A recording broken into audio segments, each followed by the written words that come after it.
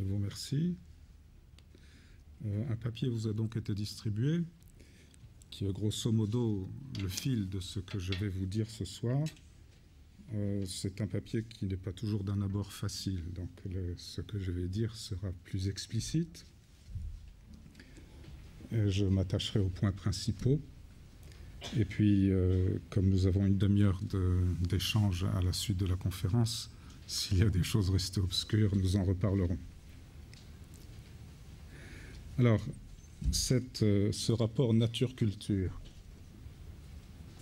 c'est le fait même de poser la question de ce rapport est propre à une certaine culture, parce que toutes les cultures ne se posent pas la question de ce rapport. Et en particulier en Asie orientale, pas dans tous les courants de la pensée, mais par exemple dans le taoïsme, on ne conçoit pas une opposition entre la nature et la culture. Il s'agit d'un flux de la réalité qui comprend l'une et l'autre. Donc, pourquoi en sommes-nous venus, nous, occidentaux modernes, à concevoir ce genre de problème? C'est parce que nous vivons dans une longue tradition où a dominé une opposition entre la nature et la culture, même si on n'a pas toujours posé cette question dans ces termes-là. Ça, nature-culture, c'est une manière de dire qui doit beaucoup à l'anthropologie contemporaine. Mais par exemple, l'homme et la nature, ou l'homme et les animaux, etc., comme la question a été en particulier développée, je pense, dans les premières conférences. Ça va? Ah bon.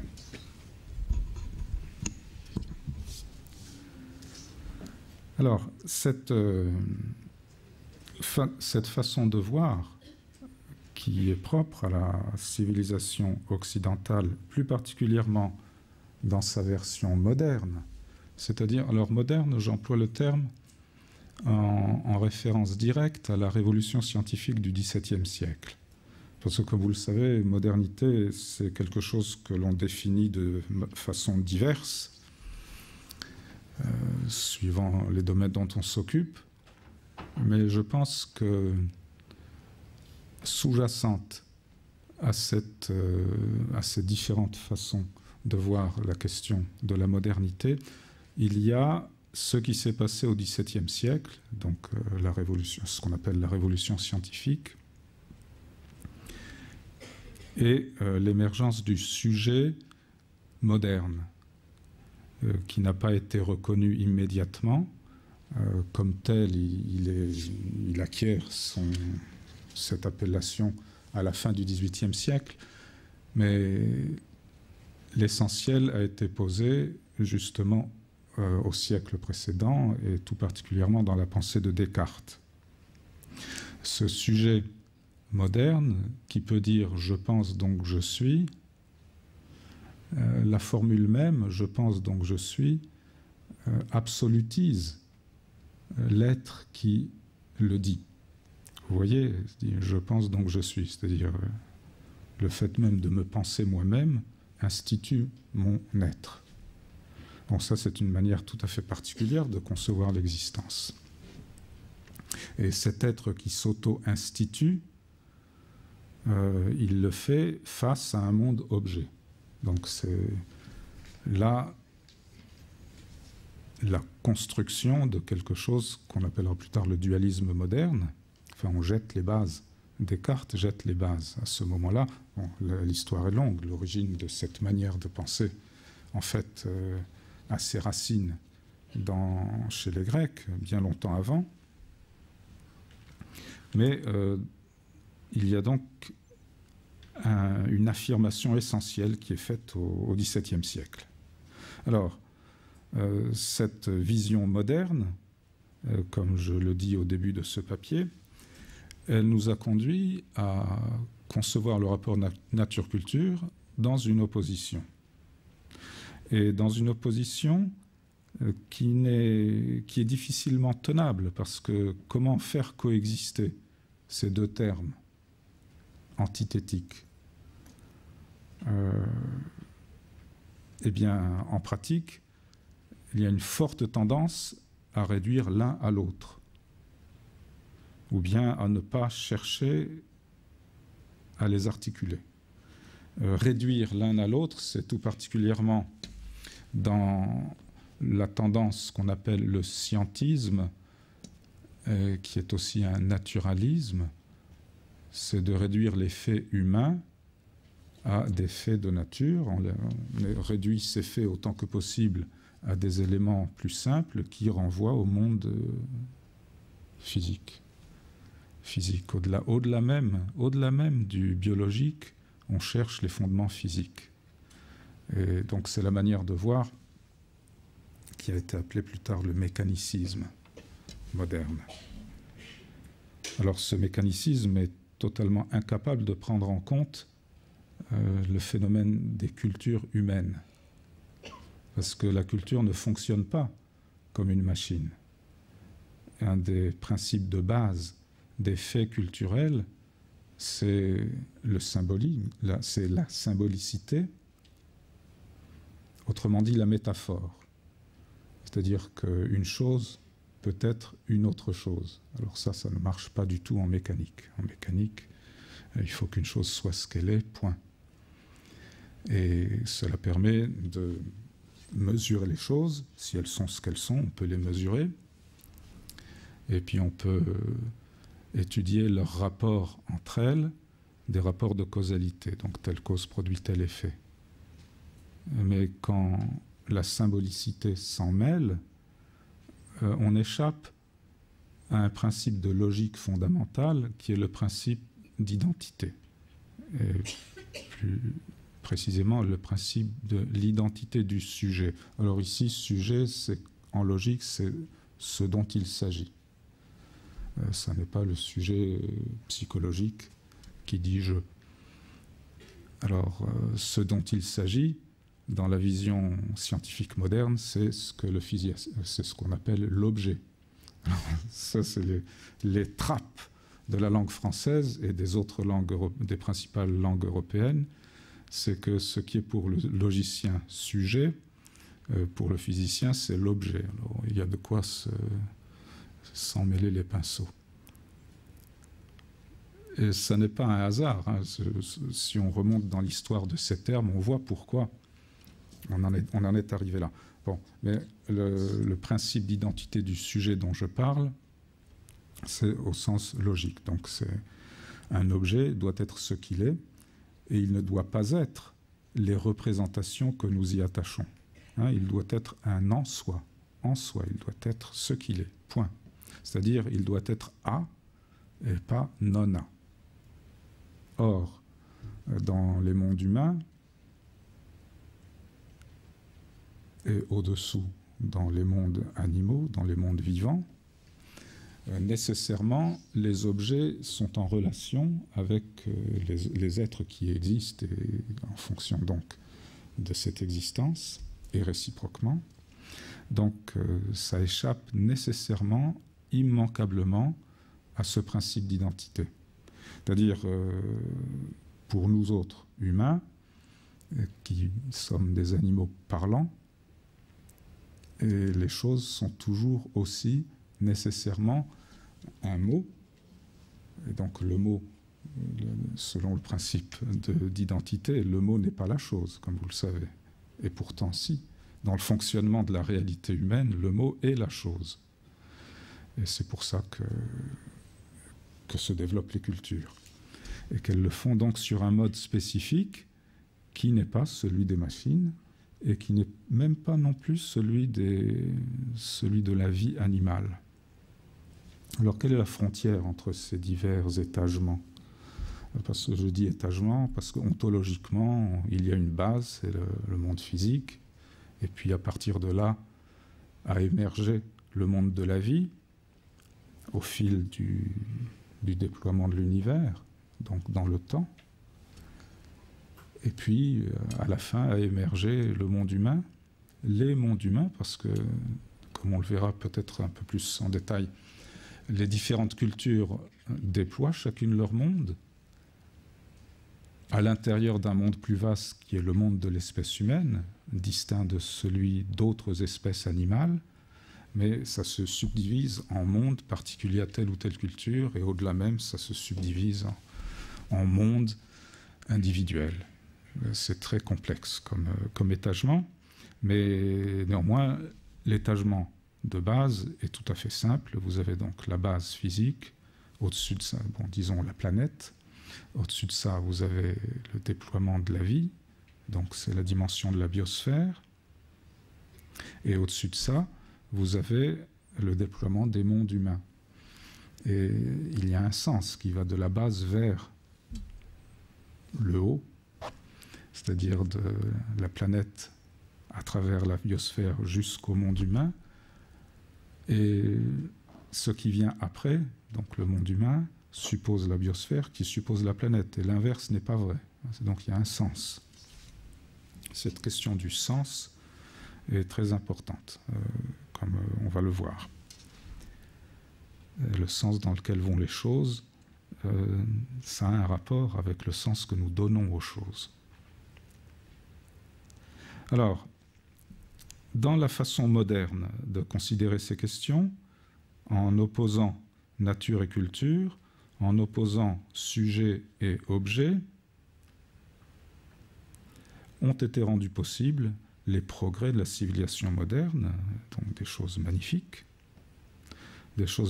mais aussi des choses horribles, des progrès non seulement techniques, mais également moraux, mais aussi des horreurs, à des échelles inconnues dans le passé, et dont beaucoup sont dus à notre incapacité à situer l'humain dans la nature, justement parce que nous opposons l'humain au naturel.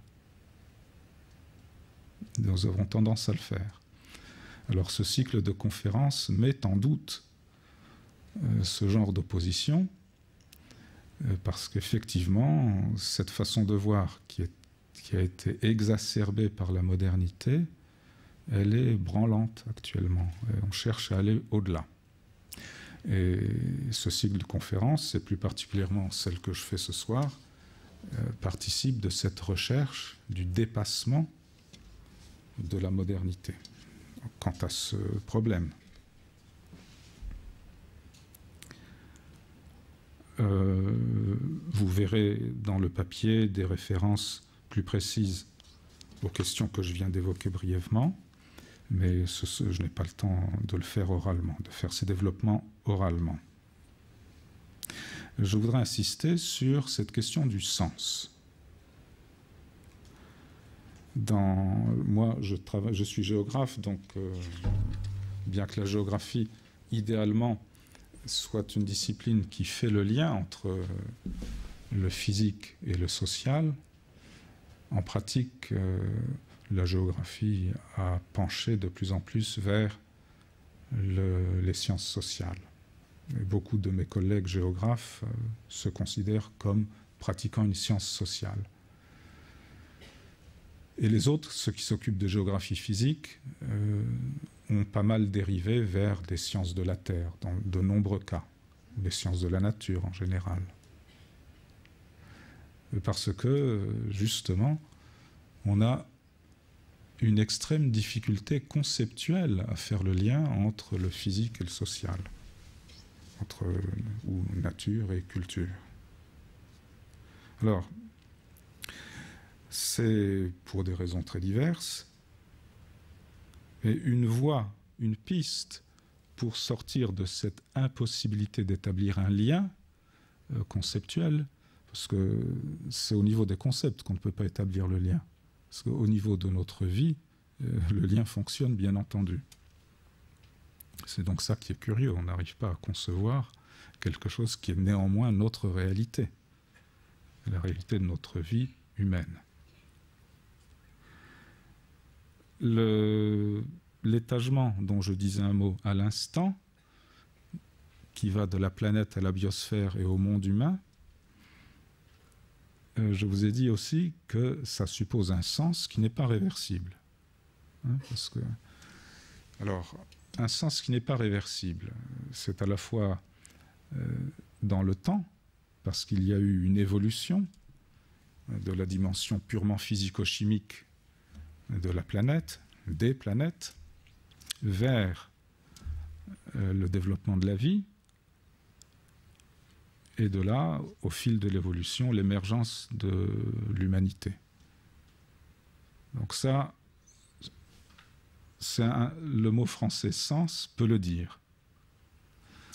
C'est pas forcément le cas de toutes les langues. En particulier pour la langue anglaise, on n'arrivera pas à dire ce que je vais dire du mot sens, on n'arrivera pas à le dire avec un seul mot. Mais bon, ce soir la conférence est en français. Donc, sens qui va dans une direction. À la fois dans le temps, disons que c'est l'évolution, mais aussi à un moment donné, par exemple maintenant, il y a un sens qui fait que le monde fait sens pour nous à tout instant, parce que le monde, justement, est étagé d'une certaine manière, pour le dire de façon imagée, parce que nous avons les pieds sur terre, c'est-à-dire nous avons notre existence sans racine dans la dimension physique de la planète, et à travers la dimension biologique de la biosphère, bioécologique de la biosphère, elle atteint les dimensions les plus élevées de notre conscience, de l'esprit, si vous voulez. Donc ça, c'est une très ancienne tripartition qu'on a le plus souvent formulée comme matière, vie, esprit. Eh bien, aujourd'hui, c'est une conférence qui s'adresse à votre esprit, mais bien entendu, vous ne pouvez l'écouter, et je ne peux la dire, cette conférence, que parce que nous sommes vivants, donc avec un corps vivant, et parce que tout cela fonctionne dans la dimension physique de la planète. Par exemple, ça suppose l'air que nous respirons qui propage les ondes sonores. Ça a l'air simpliste de dire ces choses, mais le fait est que quand on s'occupe de sens, et ceux qui s'occupent de sens ont baptisé ce domaine de recherche sémiologie ou sémiotique, ou sémantique, on a tendance à oublier ça. Par exemple, le sens des mots, quand vous êtes linguiste, il ne vous viendrait pas à l'idée de faire le lien avec l'air, la composition de l'air. Et pourtant, c'est un rapport direct. C'est-à-dire que ça ne pourrait pas exister sans. Bon, ça a l'air vraiment d'un truisme, mais ces truismes-là, il faut les avoir à l'esprit quand on essaye de comprendre comment fonctionne le sens. Alors voilà, donc, le sens, dans l'acception sémantique du terme, ne peut pas être abstrait du sens que j'ai dit tout à l'heure, c'est-à-dire ce déploiement dans le temps et puis cet étagement dans l'espace, avec la Terre en bas, la vie sur la Terre et puis notre tête dans les nuages. Et ce qui fait le lien donc, entre le mental et le physique, c'est la sensibilité du corps vivant. Ce sont les sens du corps vivant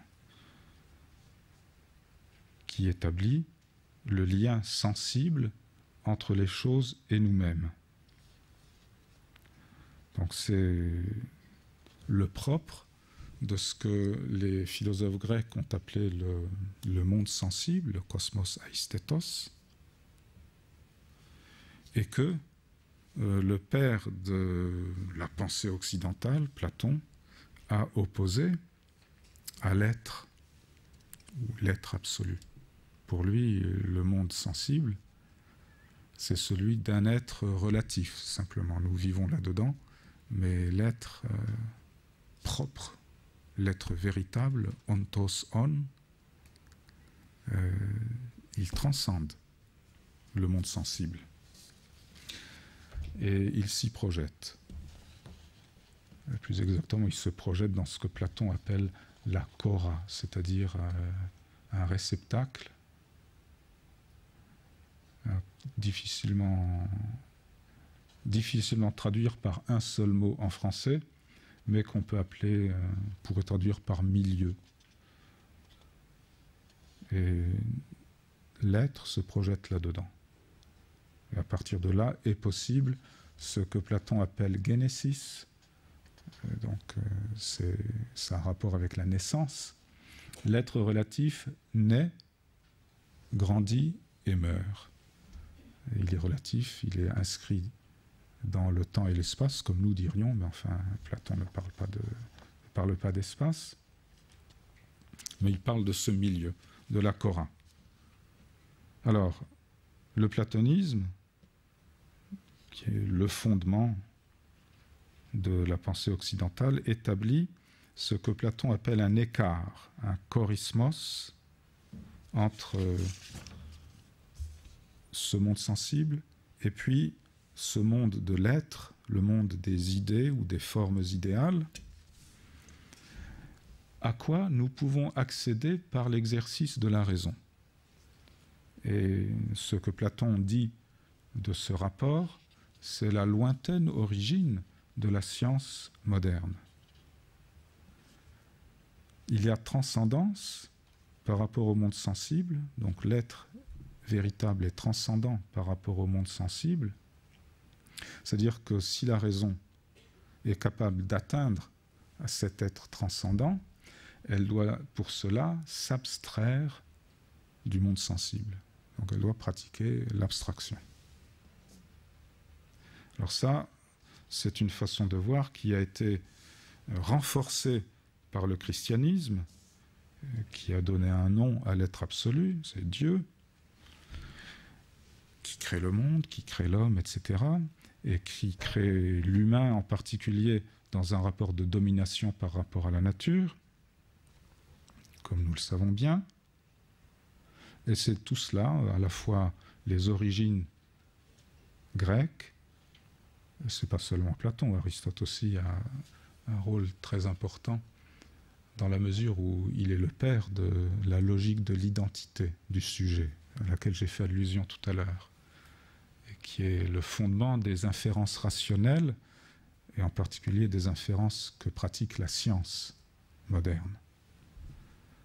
Bon, alors disons Platon et Aristote, la métaphysique platonicienne et la logique aristotélicienne, et puis le christianisme, sont les trois grands ingrédients, il en a fallu d'autres, mais à dose plus réduite, les trois grands ingrédients qui, au fil de l'histoire, ont fini par rendre possible la révolution scientifique du XVIIe siècle. Avec des noms que je rappelle là, les grands noms, pas tous bien sûr, mais vous avez là Bacon, Galilée, Descartes, Newton, qui donne à la réalité un statut particulier, c'est-à-dire que le réel, j'écris réel avec un grand R, vous verrez dans ce papier, je l'écris avec un grand R parce que on l'absolutise. Il existe en soi et nous devons tendre vers ce réel parce que l'appréhension que nous permet notre corps et nos sens est imparfaite. Nous ne pouvons saisir qu'imparfaitement la réalité. Et ça, c'est l'héritage de la métaphysique platonicienne, puisque dans le monde sensible, effectivement, nous ne pouvons pas saisir la réalité vraie.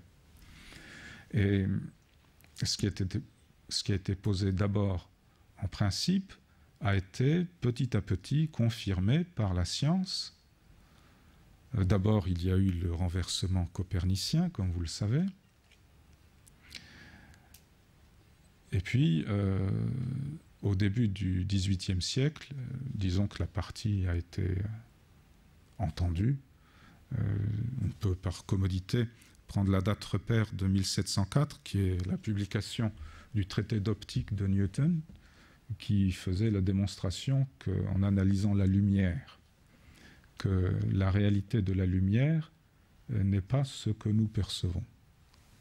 Il décompose le spectre, et nous ne pouvons pas le faire, nos yeux ne nous permettent pas de le faire.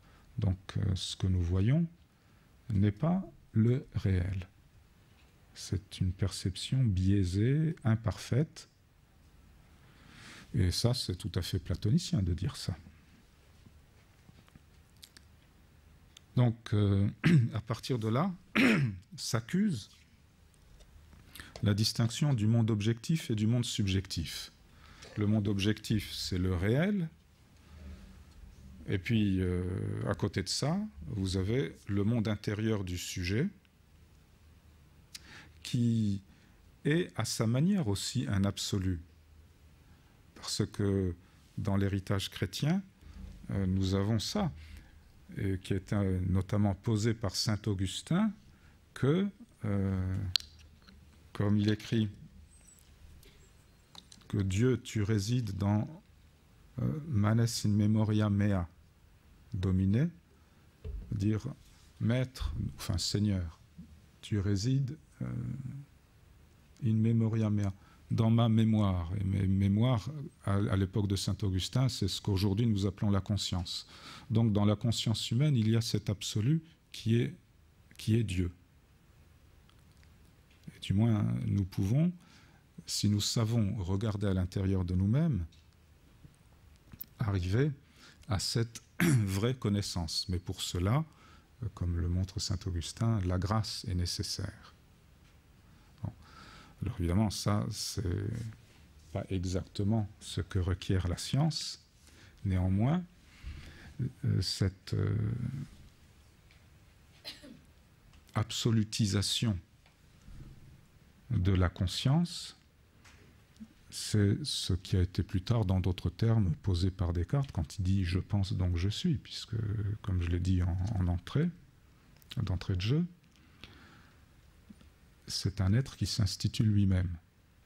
Alors cet être qui s'institue lui-même en pensant sa propre existence, qui est donc, puisqu'il s'institue lui-même, il est absolu, c'est un reflet, mais détourné, dans une dimension qui va devenir de plus en plus profane, et qui va engendrer petit à petit l'individualisme moderne. Et qui va donc détacher l'individu moderne du milieu qui, dans d'autres cultures, et à l'intérieur de notre propre culture, antérieurement à la modernité, faisait que notre existence ne pouvait pas être détachée des choses de notre milieu. Nous existions avec les choses et avec autrui, encastrés dans un monde. Mais donc, la modernité, la science moderne, et la modernité découle de la science moderne. On pourra peut-être, si vous le souhaitez, préciser un peu cela tout à l'heure, mais comme je vous ai dit, la définition de la modernité, certes, c'est quelque chose qui dépend du domaine dont on s'occupe, mais la base, c'est bien l'institution d'un sujet qui dit lui-même qu'il est, c'est-à-dire qui s'absolutise. Et cela donc face à un monde objet.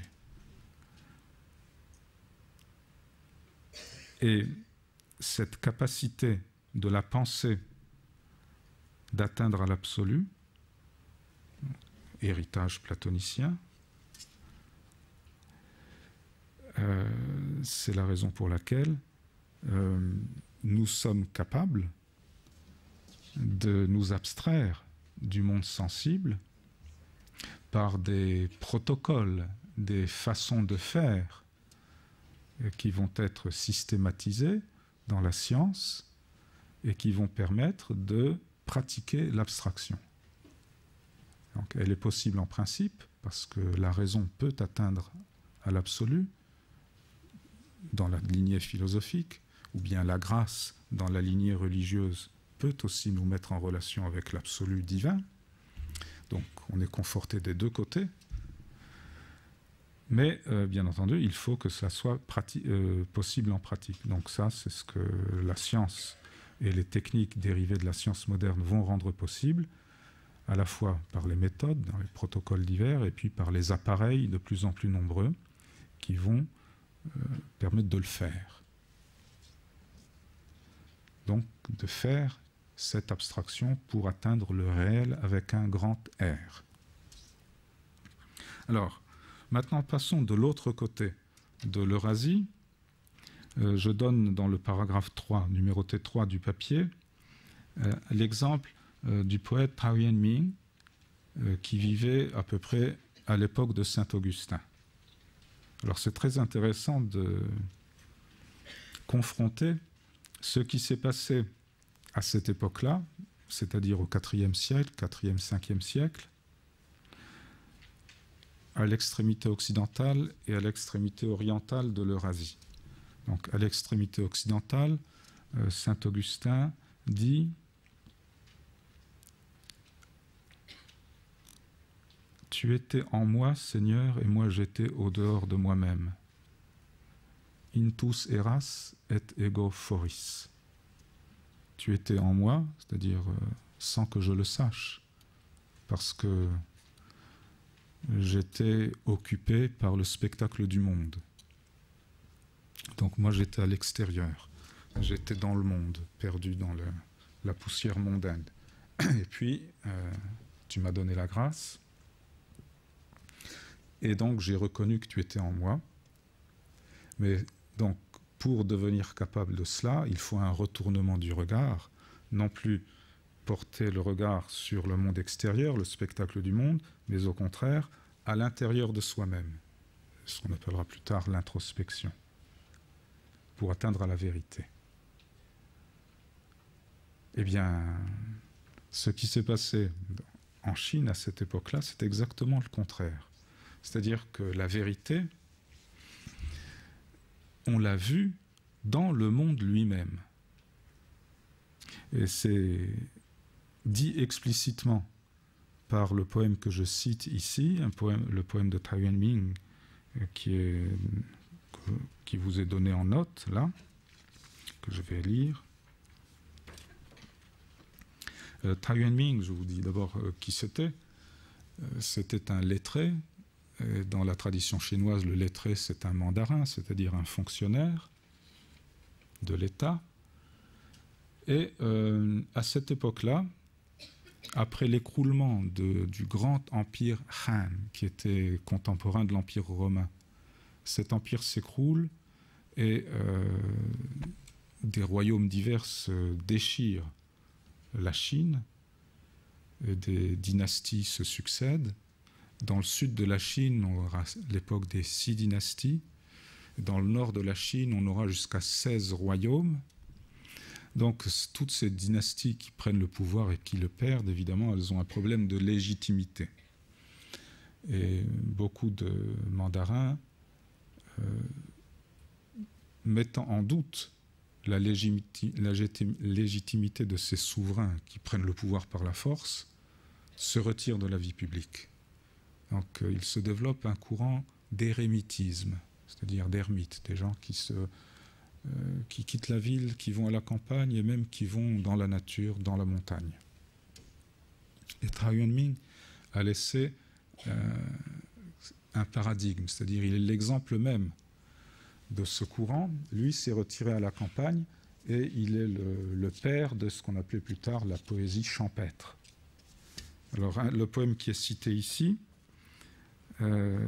il commence, comme vous le voyez, « J'ai tressé ma chaumière en milieu humain ». Il veut dire, tresser ma chaumière, c'est une expression, ça veut dire que c'est une cabane très simple, hein, c'est comme un ermite. C'est une façon de parler, en fait. Il avait une vraie maison. Bon. Mais enfin, j'ai tressé ma chaumière en milieu humain, c'est-à-dire qu'il est resté à la campagne, il n'est pas allé s'établir dans l'espace sauvage. Mais de chars et de chevaux, nul vacarme, c'est-à-dire on ne vient pas trop me visiter. Tu demandes comment cela se peut, il s'adresse à lui-même, c'est-à-dire tu, c'est lui-même. Tu demandes comment cela se peut. D'un cœur distant, le sol même s'écarterait, c'est-à-dire il est en pensée, il est très loin du monde qu'il a laissé.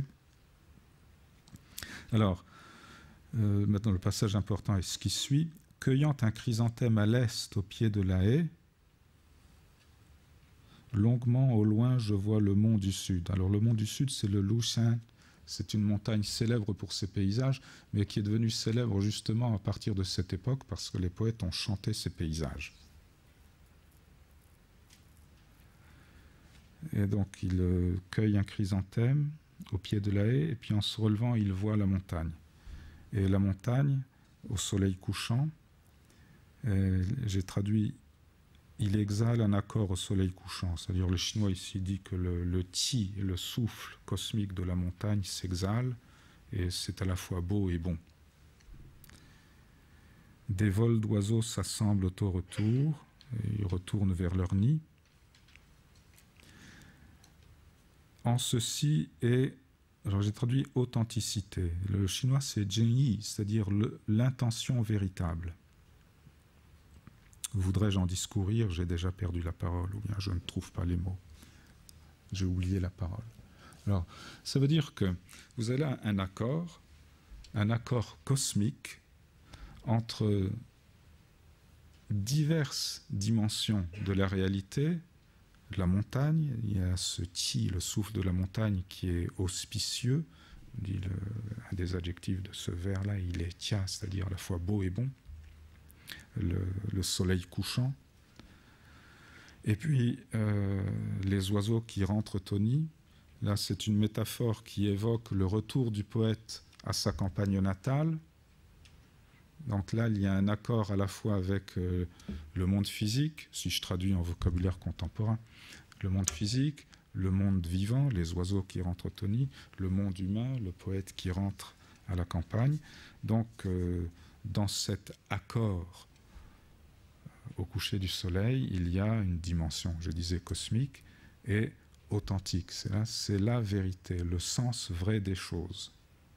Il est là, c'est-à-dire il est là dans le paysage. Et c'est exactement le contraire de ce que, à la même époque, dit saint Augustin dans les Confessions, c'est que la vérité, elle est au-dedans de moi-même. Bon, donc, l'Asie orientale va chercher la vérité dans le monde sensible, et non pas par abstraction. Vous voyez ici la parenté qu'il y a entre le christianisme et ce qui sera la science moderne. Bien que la foi et la science soient difficilement compatibles, même si dans leur vie, des religieux peuvent être des hommes de science ou des hommes de science peuvent avoir la foi. C'est dans leur vie. Mais de là à le justifier logiquement, à établir logiquement un lien, en fait, on en est incapable. Parce que la modernité a dissocié ce qui, dans les mondes autres, c'est-à-dire pré-modernes ou autres cultures, a dissocié ce qui est, au contraire, associé et qui donne son sens plein, son sens cosmique à l'existence humaine, c'est-à-dire que le beau est en même temps vrai et bon. C'est ce qu'il y a dans le poème de Tai Yuanming, le sens vrai. C'est beau, c'est ce que nous on appellerait un beau paysage. Et puis c'est vrai, le souffle de la montagne, ça c'est une vérité physique dans la cosmologie chinoise. Et puis c'est bon, c'est-à-dire il a eu raison, moralement, éthiquement, de faire comme il l'a fait. Mais la modernité, elle, petit à petit, a dissocié le beau, le bon, le vrai. Le cas célèbre au XVIIe siècle, justement, c'est quand Galilée doit abjurer. Abjurer parce que la vérité scientifique qu'il a mise à nu, eh bien, elle ne va pas avec la morale de l'Église,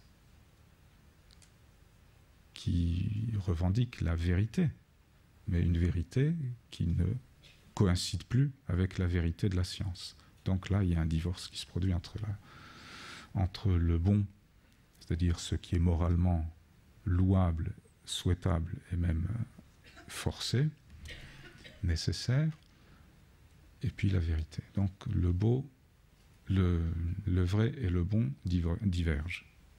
Et plus tard, le beau et le vrai et le bon vont diverger des trois, les uns des autres.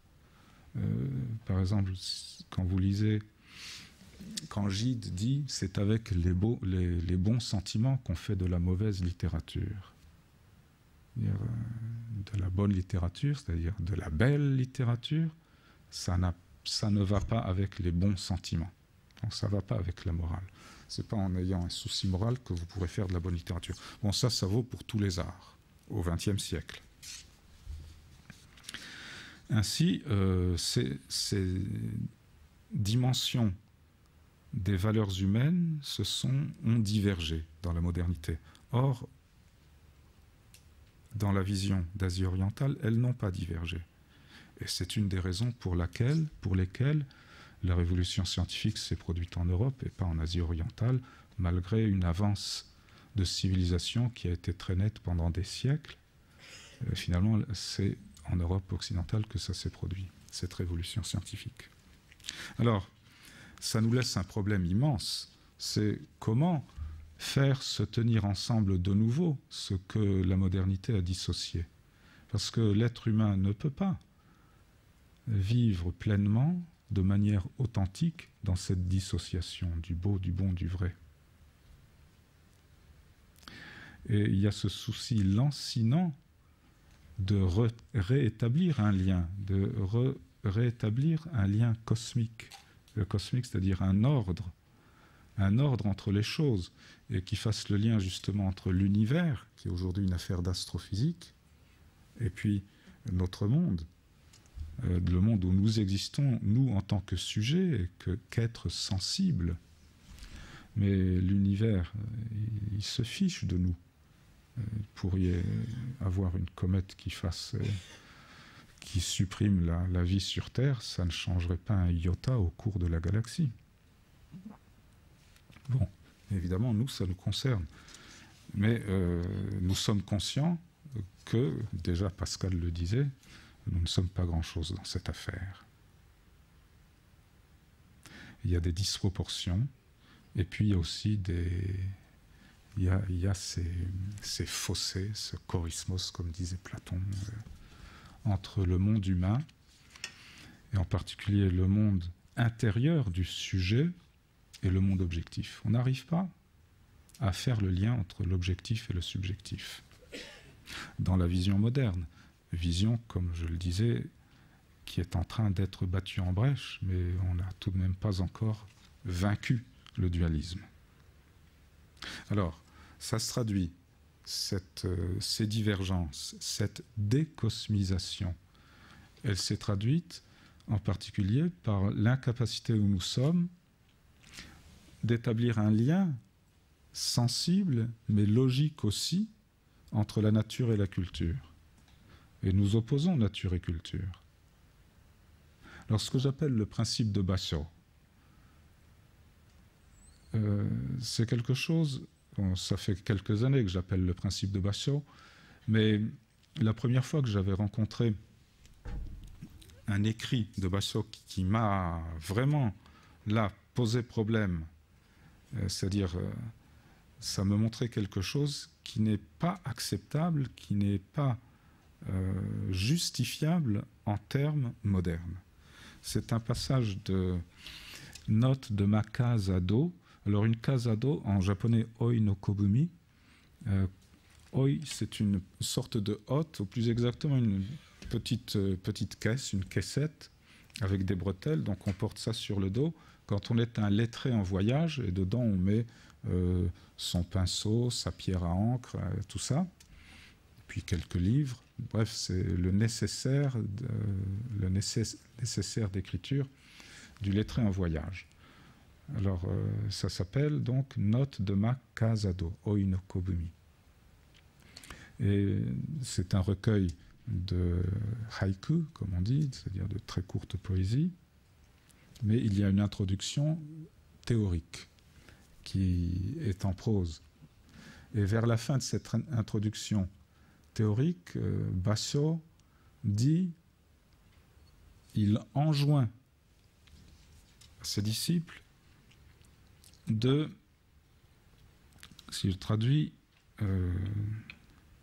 c'est à la page 3, dans le paragraphe 6, « Sors de la sauvagerie écarte-toi de la bête et suis la nature, retourne à la nature. Iteki oide, chouji o hanarete, zouka ni shitagai, zouka ni kaere to nari. Alors cette phrase-là est absurde d'un point de vue occidental moderne. Parce que pour nous, la culture et la nature ici s'opposent, et la bête, elle est du côté de la nature, et le sauvage est du côté de la nature. Alors, nous ne pouvons pas concevoir que suis la nature, retourne à la nature, puisse se faire en s'écartant de la bête et en sortant de la sauvagerie. C'est contradictoire. Bon, l'idée, cette idée inacceptable pour un esprit occidental moderne, c'est que, au summum de la culture, on retrouve la nature. Alors, je dis inacceptable pour un esprit occidental moderne. En fait, ça n'est pas si inacceptable que ça, si on commente. Et même, nous pratiquons un peu dans divers domaines ce principe, et notamment dans le sport. Vous savez qu'un bon sportif, il ne doit pas se contracter dans l'effort. Il doit au contraire être naturel. Ça doit couler comme ça. Et c'est comme ça que, par exemple, pour un sprinter, il courra le plus vite. Mais pour arriver à ça, il faut qu'il s'entraîne énormément. Donc l'entraînement, disons, c'est de la culture. D'ailleurs, on appelle ça culture physique. Donc pour arriver à ça, il faut énormément de culture. Et c'est donc au bout de la culture, au sommet de la culture, qu'on atteint la nature, ici le naturel. Un mouvement le plus naturel possible et qui sera le plus efficace. Bon, mais c'est valable dans le sport, et d'ailleurs ça n'est pas anodin que ça soit valable dans le sport, parce que ça touche le corps justement. Et le corps, c'est ce qui nous ramène à la nature. Mais dans le domaine intellectuel, on n'aurait pas on a vraiment de la peine à concevoir ça. Parce que plus on élabore les choses culturellement, et plus on pense que ça nous éloigne de la nature, en principe. Alors l'idée ici, c'est au contraire que cette élaboration même nous fait rejoindre le naturel, nous fait suivre la nature.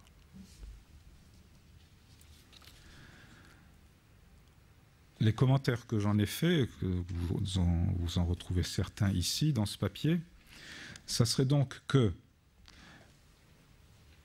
en suivant ce principe, en l'instituant en paradigme de civilisation, le progrès même de la civilisation nous rapprocherait de la nature. En fait, c'est le bon sens même nous dit ça. Par exemple, ce qu'on appelle aujourd'hui un développement soutenable. C'est ça, le développement soutenable. C'est-à-dire aller au-delà de notre mode de vie actuel par un effort sur nous-mêmes et par un effort sur notre civilisation, c'est-à-dire un effort sûr, c'est-à-dire un progrès de notre civilisation, nous permettrait d'atteindre à un mode de vie qui serait plus en accord avec le fonctionnement de la biosphère. C'est ça. On peut dire que le principe de Basho, c'est ça. Ça demande à la fois de la recherche scientifique, ça demande un effort sur chacun de nous-mêmes, de changer notre mode de vie, et ça demande aussi un effort de la société sur elle-même, donc de travail de nous-mêmes comme citoyens pour changer notre propre société, pour changer notre mode de vie, pour arriver à une civilisation soutenable. Ce que notre civilisation n'est pas, comme vous le savez. Elle n'est pas soutenable parce que, au train actuel, vers le tournant du millénaire, pour que les ressources de la planète puissent être renouvelées et non pas épuisées, on a calculé qu'il nous faudrait 1,3 Terre, 1,3 planète Terre. Autrement dit, on consomme 30% de plus que les capacités de la planète à régénérer son capital naturel. Et ça, c'est une moyenne mondiale. Mais si vous prenez les pays riches, alors là, il en faut bien plus. Si vous allez là où l'on consomme le plus, c'est-à-dire en Californie, et en Californie même, si vous allez à Hollywood, alors là, vous atteignez c'est ce qu'on appelle l'empreinte écologique.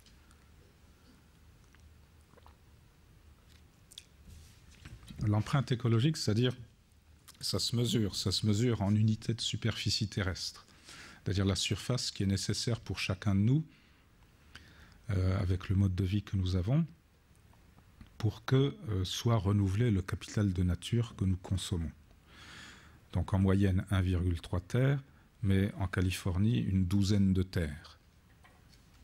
Alors ça n'est pas seulement l'affaire des Californiens. Le problème, c'est que la planète entière a institué ce mode de vie-là en paradigme.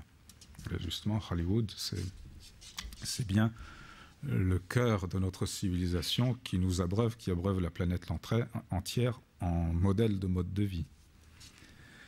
Bon, donc ça, c'est proprement insoutenable, mais le fait est que toutes les nations en développement, et en particulier la Chine, tendent vers ça. Et nous savons tous que ça ne peut pas continuer comme ça. Nous le savons tous, mais nous n'en tirons pas les conclusions. Parce qu'il faudrait agir chacun sur nous-mêmes, sur notre société, etc., dans tous les domaines, pour mettre en pratique ce principe qui serait donc que les civilisations humaines, ou la civilisation contemporaine, atteignent un degré de développement qui serait en accord avec le fonctionnement de la biosphère sur le très long terme. Parce que sinon, ce fonctionnement, ça aussi c'est une chose rebattue depuis des années, sinon nous consommons d'une part le capital de nos descendants, ils n'auront pas ce dont nous avons encore la jouissance, d'une part, mais d'autre part, dans le fonctionnement du monde actuel, pour que les riches puissent continuer à consommer de plus en plus, il faut en fait que les pauvres n'arrivent jamais à consommer autant. Sinon, ça fait exploser la planète. Bon, voilà. J'ai terminé sur ces questions tout à fait actuelles, mais vous verrez des références dans le papier qui font que il y a un principe à la base quand on dit nous devons œuvrer pour rendre notre civilisation soutenable, eh bien en fait c'est pour la rendre plus naturelle, pour retrouver la nature, pour suivre la nature. Et ça ne sera pas une régression à l'animalité, tout au contraire, ça sera un développement poursuivi de notre humanité même. Je vous remercie.